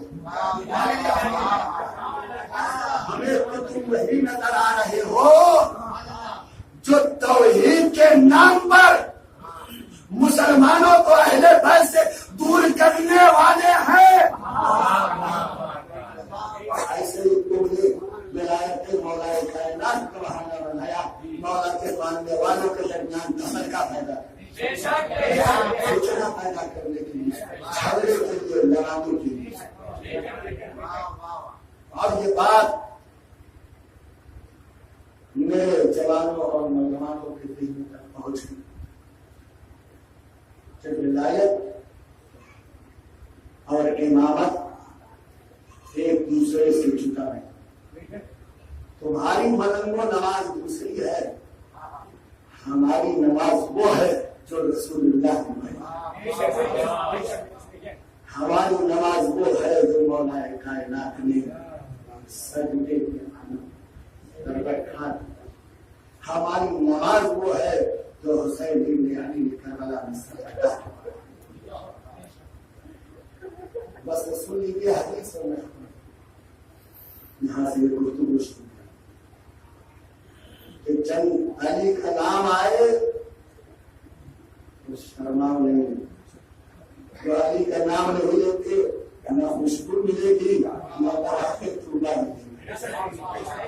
اب یہ مفسر اور یہ اپنی بات تحریر کرتے ہیں کہ اللہ کے رسول نے فرمایا جنت کے ہر گھر کے دروازے پر جو کنڈا لگا ہوگا وہ یاقوت کا ہوگا، خالص سونے کا ہوگا، اس کو جب کھٹکھٹایا جائے گا تو اس سے آواز آئے گی۔ آج کے زمانے میں میں اپنے بچوں کو جوانوں کو سمجھانے کے لیے کہ جنت کے ہر گھر میں ڈور بیل لگی ہوئی. اس لیے کہ قرآن مجید کا حکم یہ ہے ہاتھ البیوت من ابوابها. گھر میں کسی کے اس سے پچھواڑے سے داخل نہ ہو. جب بھی گھر میں داخل ہو تو گھر کے دروازے سے آؤ, اجازت لے کے آؤ. اس لیے کہ جو گھر میں ہے سب تمہارے لیے محرم نہیں ہے. ہمارے یہاں جتنے بھی بھائی ہیں سب محرم, خالہ زاد, پھوپھی زاد, خایا زاد اور نہ جانے کتنے سب. دیور بھی محرم ہے, بہنوئی بھی محرم ہے اور سب محرم ہے. اسلام میں صرف سگا بھائی بہن کے لیے محرم, سسر محرم ہے بہو کے لیے. یہ چند رشتے ہیں. اس کے علاوہ جتنے بھی یہ بھائی جن کو قسم کہا جاتا ہے وہ ایک دوسرے میں آپس میں محرم نہیں. تو یہ قرآن کا حکم ہے کہ جب چاہے تو جو ہے وہ اجازت لے کر جائے. تو اب جب قرآن نے دنیا میں کہا کہ گھر میں جاؤ تو اجازت لے کے جاؤ. اب اجازت کیسے لیں گے؟ دروازہ کھٹکھٹائیں گے یا جو ہے ڈور بیل بجائیں گے. تو اب جب ڈور بیل لگی تو اب اپنے عقیدے کے مطابق, اپنی خواہش کے مطابق, اپنی پسند کے مطابق انہوں نے اس میں آواز بھی ڈالی. تو اب اگر کسی کو جانوروں سے محبت ہے تو وہ ڈور بیل ایسی ہے تو اس میں جانور کی آواز آئے گی. کسی کو اللہ سے محبت ہے تو اللہ اکبر کی آواز آئے گی. کسی کو رسول اللہ سے محبت ہے تو خدائے رسالت آتی ہے. کسی کو ولایت مولا کائنات سے محبت ہے تو ڈور بیل بجائیے تو یا علی یا علی یا علی کی صدا آتی ہے. تو ٹھیک ایسے ہی رسول اسلام نے فرمایا کہ جب جنت میں ڈور بیل بجاؤ گے تو اس بیل سے آواز آئے گی. تو اب دنیا میں جس کو جس سے محبت ہے اس نے ایسا سسٹم نصب کیا کہ ویسی آواز آتی ہے. اب جنت کے سسٹم کو بنانے والا پروردگار ہے, پروردگار ہے. اب خدا کو جس سے محبت ہوگی, خدا کو جس کے نام سے محبت ہوگی, خدا کو جو نام سب سے پیارا ہے, اب جنت کے جب ڈور بیل بجائیں گے تو وہاں سے جو صدا آئے گی رسول اسلام نے فرمایا جو صدا آئے گی یا علی یا علی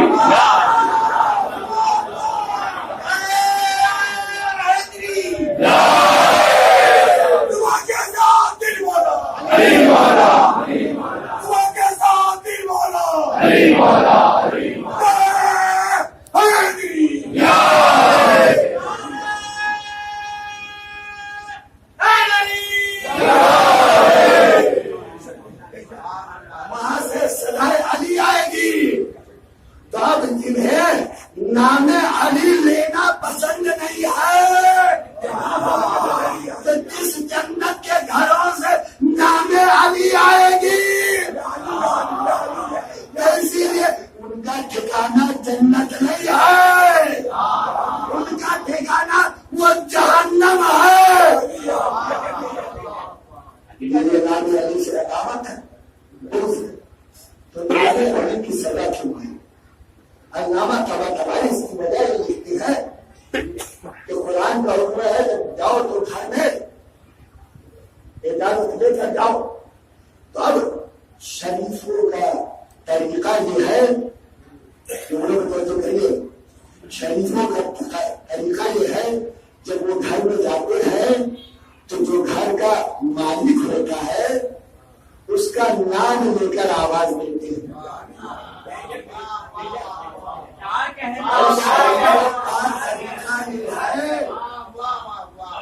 جب غلاموں کا نام نہیں لیتے تو مالک ہوتا ہے بتانے کے لیے کوئی گھر کا مالک ہے. تو طریقہ ہے شریفوں کا, جب گھر میں جاتے ہیں تو مالک کا نام لے کر آواز دیتے ہیں. جنت کے ہر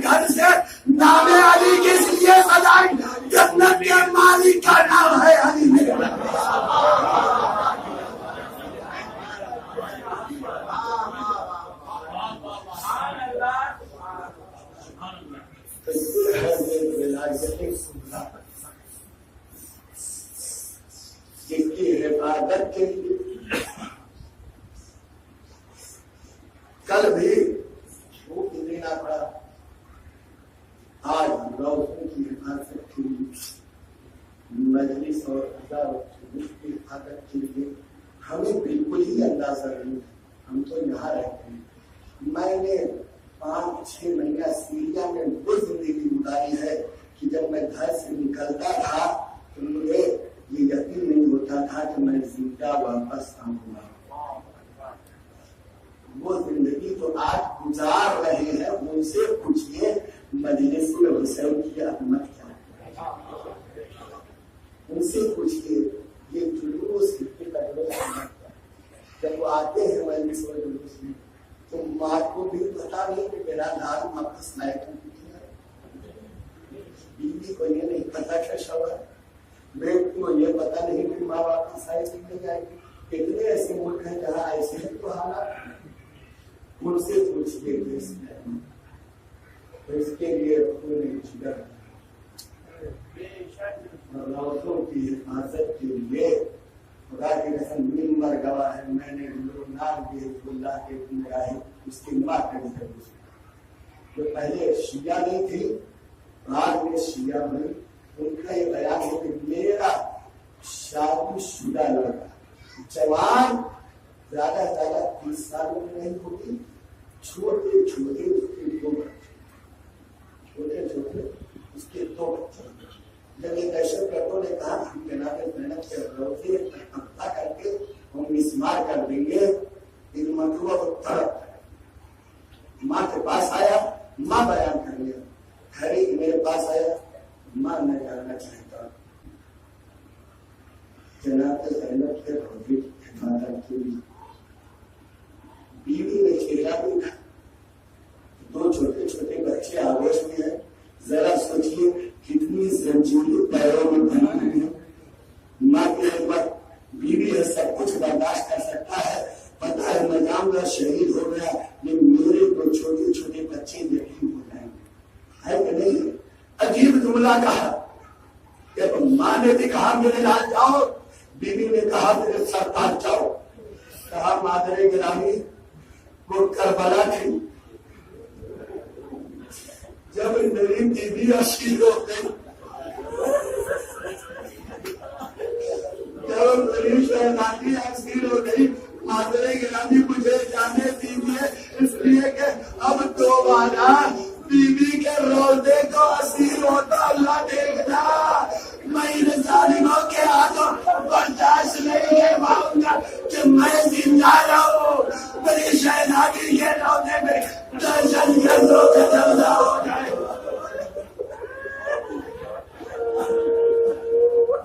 ماں نے کہا جاؤ میرے گھر،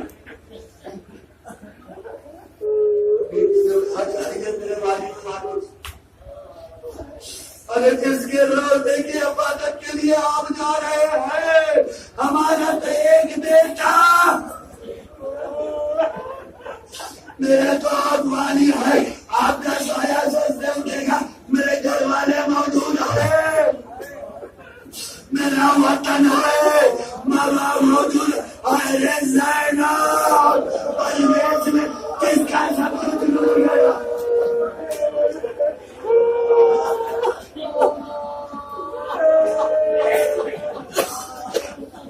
جزاک اللہ خیر جزا. پروردگار ناسوں پر اپنی رحمت نازل فرما.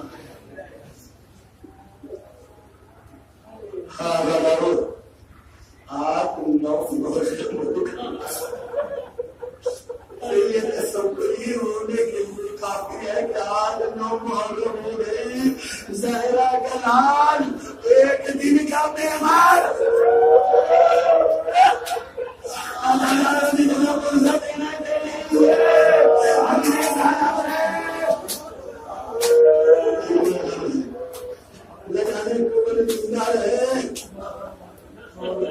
ہو جائے.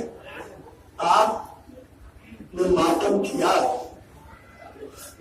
جلوس نکالا، مرسا دیا. شہزادی فاطمہ آپ کے تمام اعمال عبادتوں کو قبول فرمائے.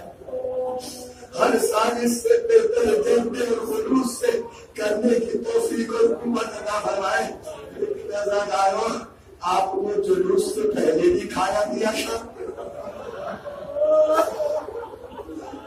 جلوس کے بعد بھی کھائے اور یہ مجلس میں بیٹھے ہوئے ہیں. اے عزیزانو آلے کربلا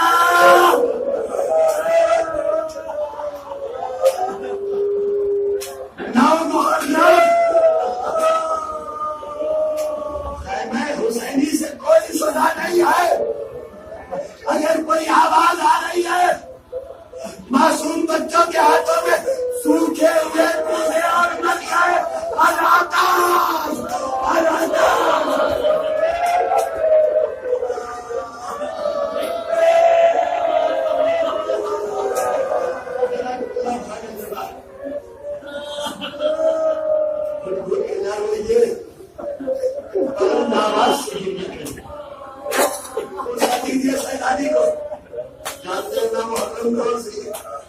حضرت امام جعفر صادق علیہ السلام فرمائے نو محرم کی جمع جد مظلوم کو کربلا میں دشمنوں نے چاروں طرف دیکھے گی.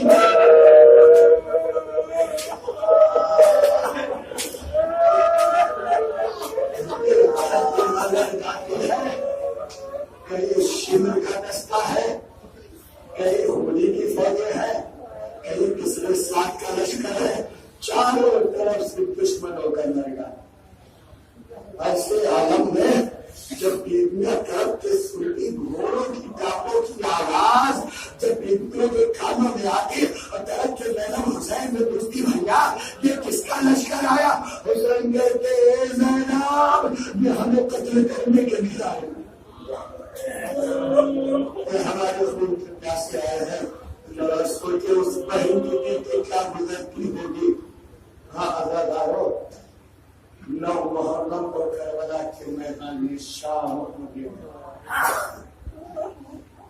حسین نے اپنے اصحاب کو بلانے کے بعد ایک خیمے میں جمع کیا اور جمع کرنے کے بعد کہا اے میرے چاہنے والوں, اے میرے صحابیوں, مجھے ایسے صحابی ملے جو میرے نانا کو میرے پاپا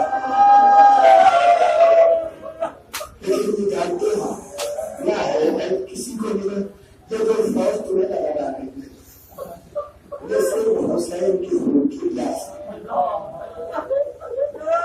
تم سے کوئی مطلب نہیں ہے, اگر یہ تمہارا خون بہائیں گے صرف میری وجہ سے. میں حسین ابن علی اپنی بیعت تم سے اٹھا پوری تاریخ گواہ ہے اسلام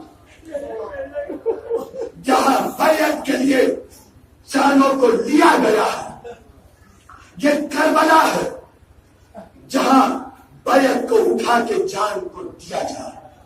حیا پتا کی جاؤ چلے چراغ کو بھول دیا. کچھ دیر کے بعد جو چراغ کو جلایا جو صحابی جہاں وہی نظر آیا. ایک مرتبہ میرے مولا نے کہا اچھا تمہیں یہ شرم محسوس ہو رہی ہے کہ تم تنہا کیسے جاؤ, ایک کام کرو یہ میرے اہل بیت ہیں ان میں سے کہ کہا پکڑو تم چلے جاؤ, کوئی دنیا میں تمہیں جانے نہیں ہوگا کہ تم چلے آئے کہنا حسین کے اہل بیت تو چلو لے کر چلے جاؤ. عزیزانو اب تشریفیوں کی آواز سے مولا ترتیب میں آنے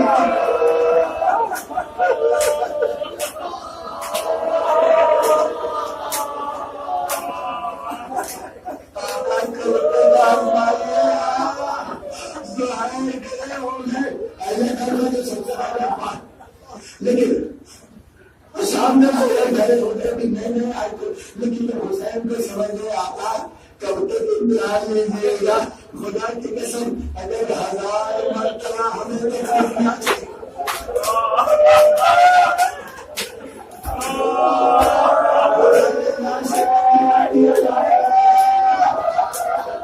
ہماری خاک کو اڑا دیا جائے اور پھر ہمیں زندگی ملے تو آتا ہم 1000 مرتبہ آپ کے اوپر اپنی زندگی قربان کر دیں گے. ارے یہ تو ایک زندگی ہے، اس کے بعد ابدی حیات. ختم ہو گئی یہ محفل. حسین نے کہا اچھا اب جب تمہارا یقین اتنا محکم ہے تو اب جنت میں اپنے مقام بھی تو دیکھ لو. مالک جنت نے اشارہ کیا، سارے پردے ہٹے، ظاہر کہ جنت میں تمہارا مقام، حبیب یہ تمہاری جگہ، مسلم یہ تمہارا محل ہے. حسین دکھاتے چلے گئے کہ دیکھو تم مالک جنت، یہ جنت یہاں سے بیٹھ کے پہلے جنت کو جنت دکھا رہے ہیں. اور اس جنت کے دیکھنے کے بعد کمال ایمان اصحاب حسین یہ کہ قربانی کب پیش کی. جنت کو دیکھنے کے بعد، جنت کے اپنا مقام جب مستحکم ہو گیا، مضبوط ہو گیا، اس کے بعد شب عاشور میں ماتم دارو عزادارو حسین کے پرسادارو اب تو جنت دیکھنا، ہر عبادت تو جنت کے لیے ہوتی ہے نا.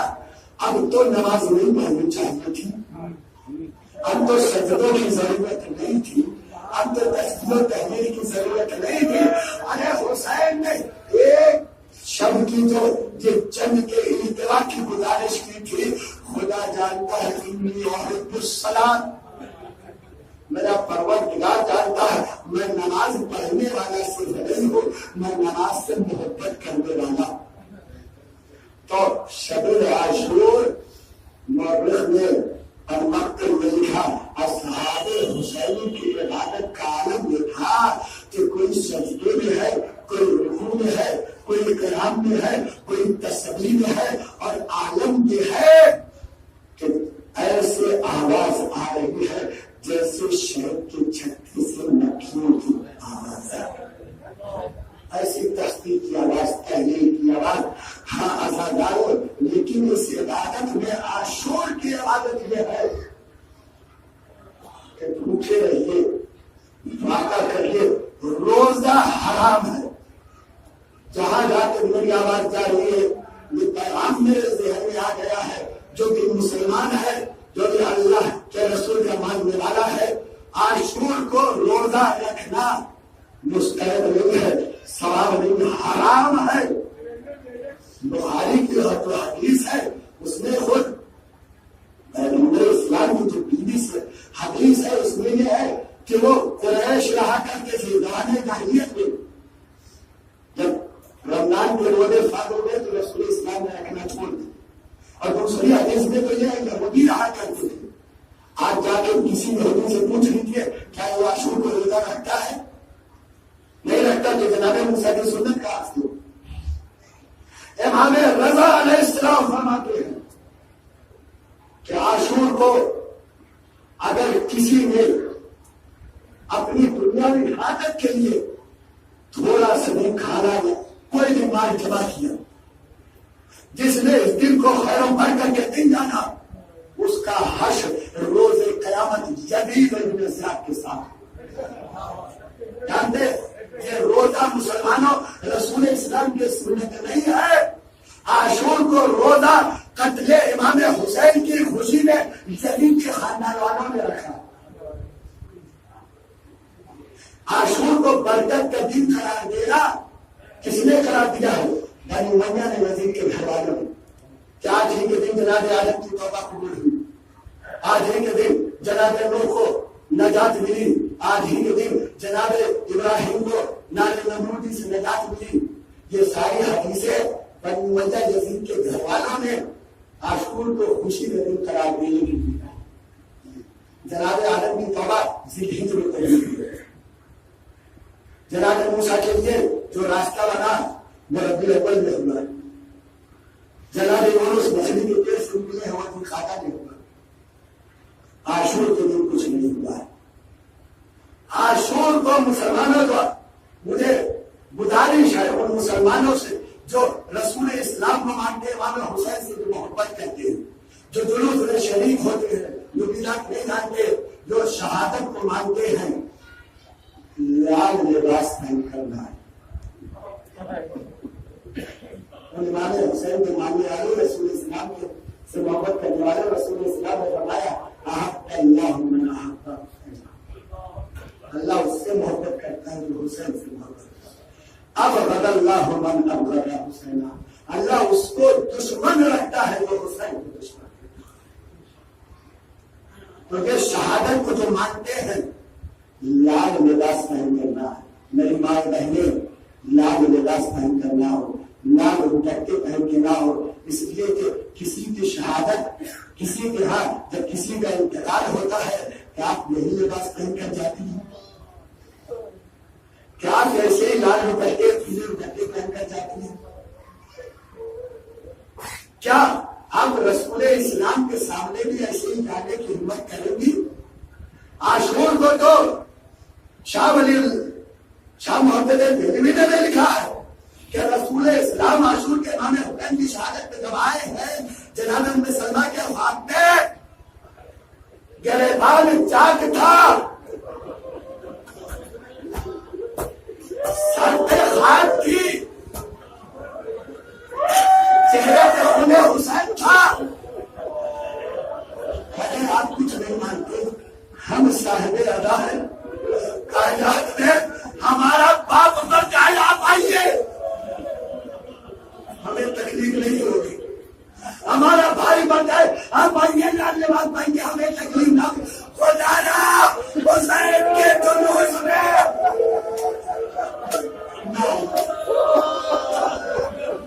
لال لباس ہمارے دل کو نہ ستائیے، کو قبر میں نہ رلائیے.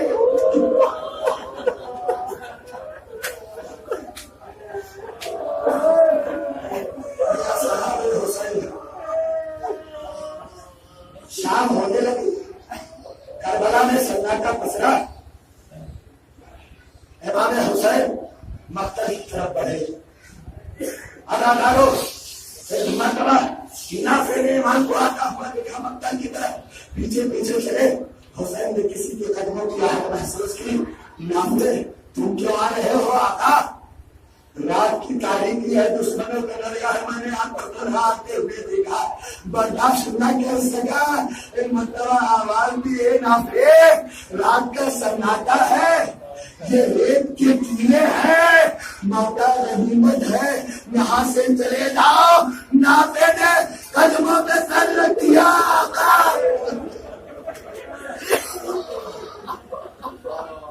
اب امتحان میں نہیں دیا، ختم ہوا. کربلا میں خونی کفن پہن کے عاشور کا سورج نمودار ہوا. کا آزاد کب ہوا؟ ایک شہید آتا ہے یہاں پر آج کو 9 محرم کو امام حسین کی رخصتی بن جاتی ہے. جانتے ہیں کربلا ایسا کیوں ہے؟ امام حسین کے تمام مسائل پڑھ رہا ہے. شہزادی میرے یار کے ساتھی، تم میرے یار کی سب سے بڑی مصیبت کیوں نہیں پڑھتا؟ میری زینب کی سب سے بڑی غربت کیوں نہیں بیان کرتا؟ شہزادی کون سی ایسی مصیبت، کون سی ایسی غربت ہے جو میں نہیں بیان کرتا؟ جانتا ہے علی اکبر چلے گئے، زینب کو ڈھارس تھی. عباس کی شہادت کے بعد بھی زینب اور بیویوں کی ڈھارس تھی. ابھی حسین زندہ ہے. سب سے بڑی مصیبت غربت کے وقت زینب اور بیویوں کے لیے وہ تھا. یا زینب یا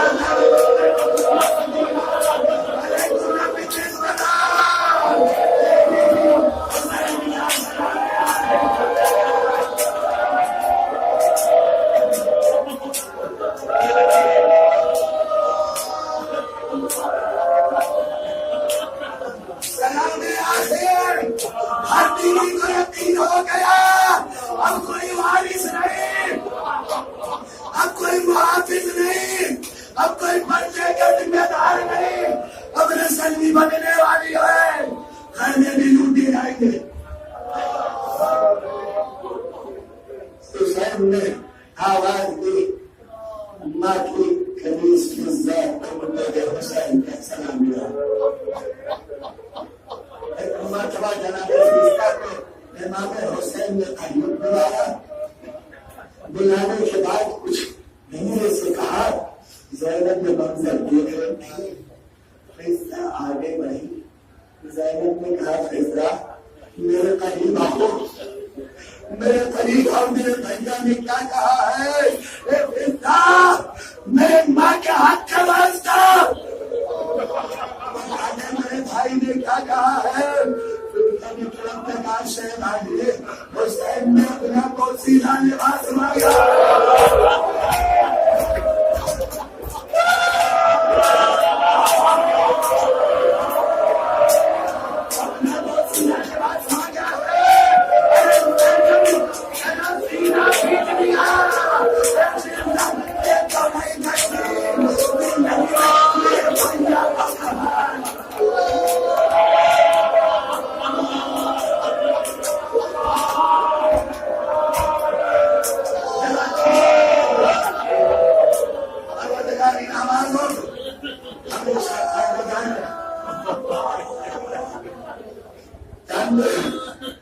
امام حسین نے جو پوشیدہ لباس مانگا، زینب نے عجیب منظر دیکھا، وہ پرانا پوشیدہ لباس حسین نے زینب تڑپ گئی کائنات میں، اپنے بھائی سے سب سے زیادہ محبت کرنے والی بہن،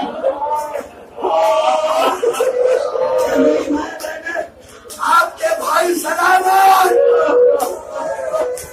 زینب کا بھائی تو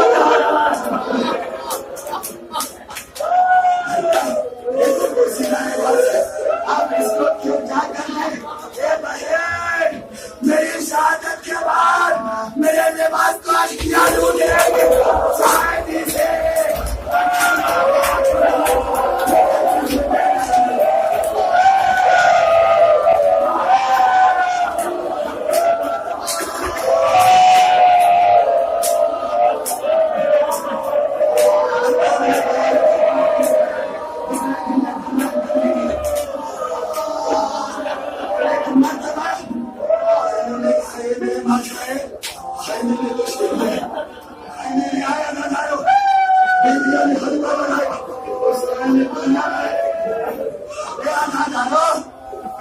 آپ تو گھر سے جاتے ہیں، ایک ماں کو دیکھتے ہیں، بیوی کو دیکھتے ہیں، بہن کو دیکھتے ہیں، بچی کے نظر میں لیکن یہ حسین کا صبر عجیب صبر ہے، زینب پہ نظر پڑی، بازو میں رسا،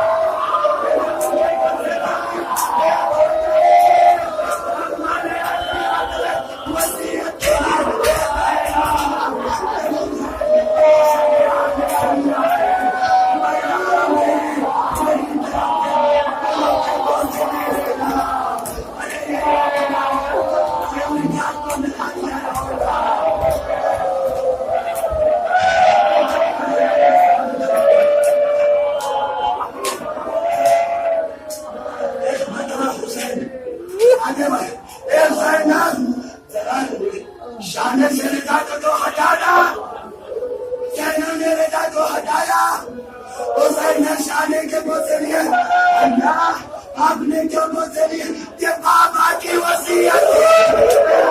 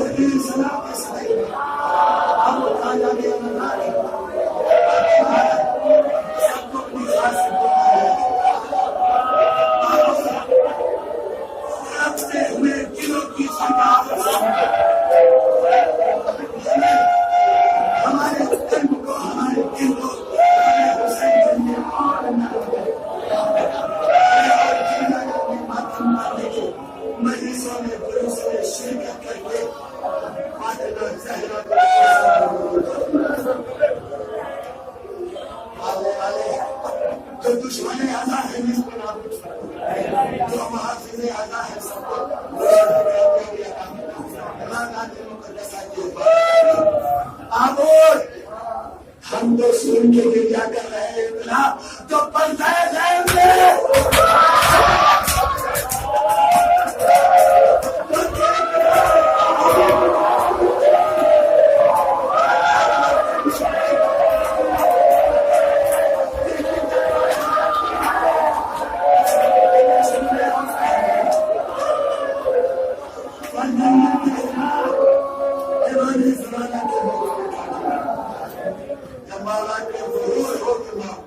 ہمیں اس لائق بنانا کہ ان کے من میں حاضر ہو کر کے گرجا کر سکتا ہے